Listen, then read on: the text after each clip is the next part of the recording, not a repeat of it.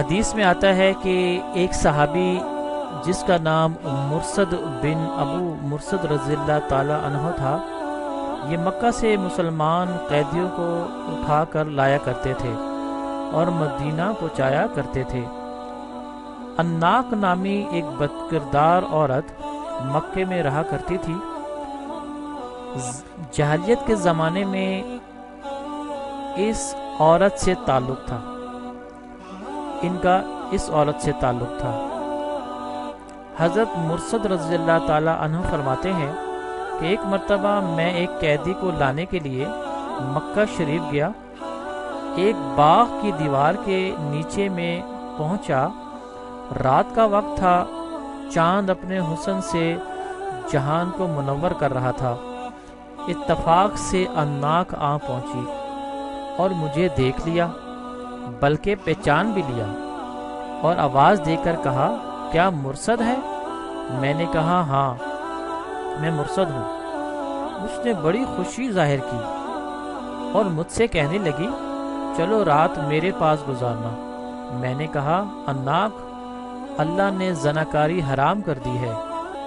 جب وہ مایوس ہو گئی تو اس نے مجھے پکڑوانے کے لیے غل مچانا شروع کر دیا اور آواز دی، اے خیمے والو، ہوشیار ہو جاؤ، دیکھو چور آ گیا ہے، یہی ہے جو تمہارے قیدیوں کو چراتا ہے۔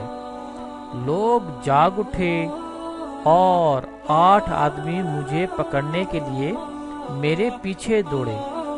میں مٹھیاں بند کر کے خندق کے راستے بھاگا اور ایک غار میں جا پہنچا۔ یہ لوگ میرے پیچھے ہی غار میں آ پہنچے، لیکن میں انہیں نہ ملا۔ یہ وہیں پیشاب کرنے کو بیٹھے، واللہ ان کا پیشاب میرے سر پر آ رہا تھا، لیکن اللہ نے انہیں اندھا کر دیا اور ان کی نگاہیں مجھ پر نہ پڑیں۔ ادھر ادھر ڈھونڈ کر واپس چلے گئے۔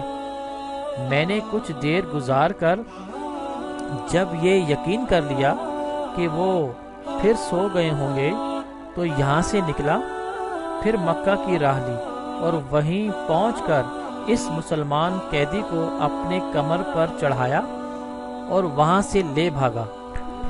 چونکہ وہ بھاری بدن کے تھے، میں جب اسخر میں پہنچا تو تھک گیا۔ میں نے انہیں کمر سے اتار کر ان کے بندھن کھول دیے اور آزاد کر دیا۔ اب اٹھاتا چلاتا مدینے پہنچ گیا۔ چونکہ اناق کی محبت میرے دل میں تھی، میں نے محمد الرسول اللہ صلی اللہ علیہ وسلم سے اجازت چاہی کہ میں اس سے نکاح کر لوں۔ آپ صلی اللہ علیہ وسلم خاموش رہے۔